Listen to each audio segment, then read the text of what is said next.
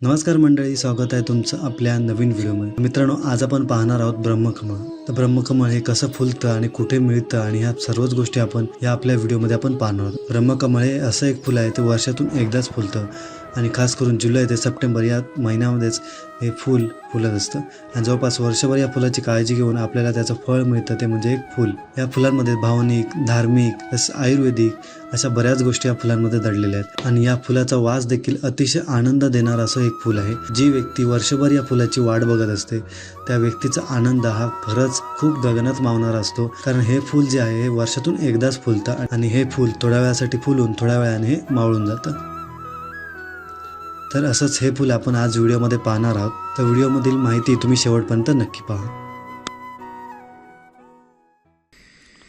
तर मंडळी, आता जवळपास वाजल्यात 11 आणि रात्रीचे 11 वाजल्यात आणि आमच्या काकांच्या घरी एक ब्रह्मकमळ एक फूल आलं आहे फुलून आणि थोड्याच वेळापूर्वी आम्ही पूजा वगैरे केली होती याची.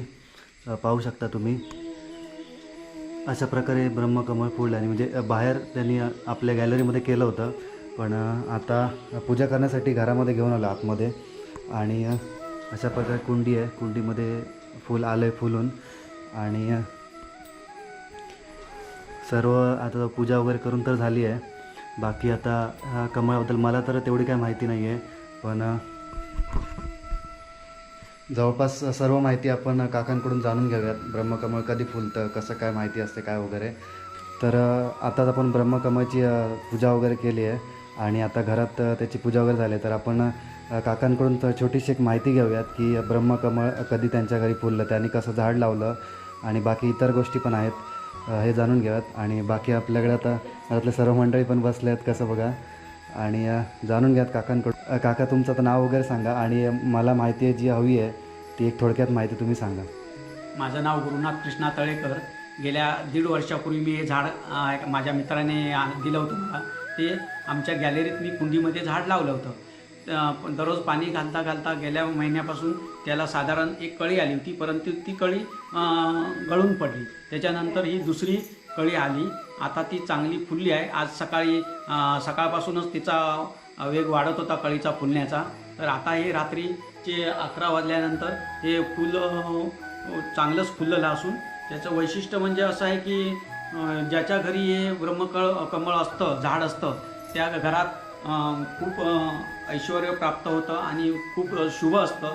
ह्याला फूल येणं तर अतिशुभ असतं आणि हे ब्रह्मापासून उत्पन्न झालेलं बेंबी फूल आहे असं ती आख्यायिका आहे. विष्णूच्या बेंबीतून हे फूल उमललेलं होतं अशी आख्यायिका आहे पूर्वीची. आणि मी जेव्हा हे फूल बघितलं तेव्हा मला पहिलं माहीत नव्हतं की जनरली आपण जे फूल बघतो ते कळी होऊन फुलतं. म्हणजे मी जेव्हा बघितलं आत्ता मगाशी मी सांगितल्याप्रमाणे, तर त्या पानाला ते ब्रह्मकमळ फूल आहे मला. आणि हे फूल महत्त्वाचं म्हणजे मी पहिल्यांदाच बघितलं स्वतः. हे कमळ फुलताना पानाला नेमकं फुलतं की कळी, म्हणजे कसा काय प्रकार असतो? ह्या झाडाचं जे पान असतं त्या पानालाच ही कळी येते. फार जवळजवळ 15-20 दिवसापूर्वी छोटी छोटी कळी येते आणि नंतर ती आस्ती फूल मोठं होऊन ते उमललं जातं पूर्ण. साधारण ते 3-4 तासाचा ह्याचा अवधी असतो. त्या पिरियडमध्ये हे पूर्ण फुलून नंतर कोमेजलं जातं. हे ब्रह्मकमळाची अशी आख्यायिका आहे की हे हिमालयात याची झाडं असतात. हिमालयामध्ये साधू संतांना ह्याची फुलं मिळतात आणि ते ठराविक अवधीमध्येच ही ब्रह्मकमळ फुलतात अशी त्याची आख्यायिका आहे.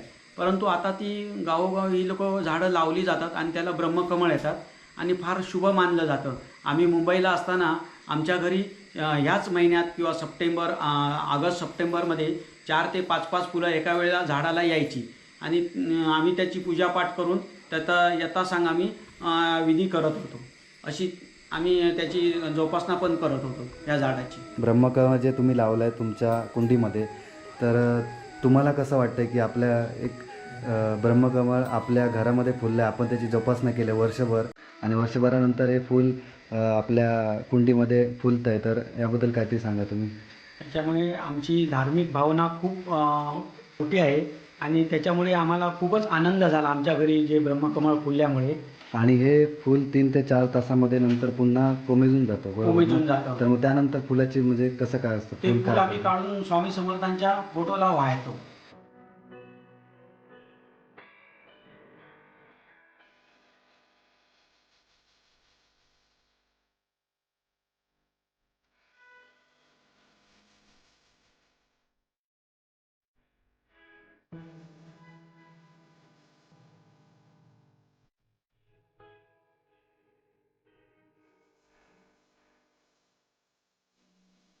तर मंडळी आपण एकदम जवळून पाहू शकता ब्रह्मकमळ कसं फुललं आहे.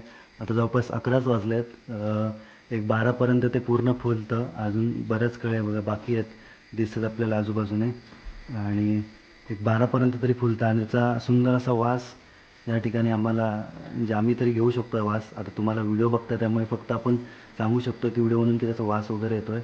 खरंच छान वास येतो आहे ब्रह्मकमळ. मी पहिल्यांदाच स्वतः पाहिलं आहे. पानालाच कसं फुलाची कळी येऊन पुढे त्याचा ब्रह्मकमळ झाले बघा. मित्रांनो, एकदा एक झाड लावल्यानंतर पुन्हा लावायची काय गरज नसते. एकदा झाड लावल्यानंतर पुन्हा हे बाकीचे जे झाडे पाहू शकता तुम्ही, त्यांचं जी पानं आहेत त्या पानांना नंतर असं ब्रह्मकमळ पुन्हा फुलत राहतं दरवर्षी. म्हणजे आता हे 1 वर्षाने आलं आहे, तर बाकीच्या जी पानं आहेत त्यांना बहुतेक 1 वर्षानंतर ब्रह्मकमळ पुन्हा येऊ शकतं. आणि इथे मला पानाला दिसतं आहे की छोटे छोटे त्याचे कळे आता येतात, म्हणजे जवळपास वर्षभराने पुन्हा आपण पाहू शकतो की ते फूल त्याचं फुलतं आहे म्हणून. आणि एकदा झाड लावलात की पुन्हा लावायची का तशी गरज पडत नाही. एकदा लावलात की फक्त नंतर त्याची वर्षभर किंवा जे काय असेल कालावधी त्याची व्यवस्थित जोपासना केली की आपल्याला व्यवस्थित म्हणजे वर्षभरानंतर असं फूल आपल्याला दिसतं. आणि एक त्याचं दुसरं वैशिष्ट्य आहे की ह्या झाडाला आपण हात लावू शकत नाही जोपर्यंत ती कळी असते. फुलत नाही ब्रह्मकमळ व्यवस्थित तोपर्यंत ती कळी असते ना, तोपर्यंत आपण हात लावू शकत नाही किंवा त्या झाडाला हलवू पण शकत नाही. हलवलात किंवा हात लावलात तर जी कळी आहे ना ही तुटून पडते खाली. त्यामुळे त्या गोष्टी बऱ्याच जपाव्या लागतात. कारण वर्षभर त्या झाडाला आपण पाणी घालून जपून वर्षभरानंतर हे एवढं फूल आहे ते दिसून येतं आपल्याला. चला तर मंडळी, मग असं हे ब्रह्मकमळ आपण पाहिलात, उत्कृष्ट असं सुंदर असं. आणि आजच्या व्हिडिओमध्ये आपण इथेच थांबूयात. आणि व्हिडिओ जर तुम्हाला आवडला असेल तर लाईक करा, शेअर करा आणि नक्की कॉमेंट करा. चला भेटूयात आपल्याचा नवीन व्हिडिओमध्ये.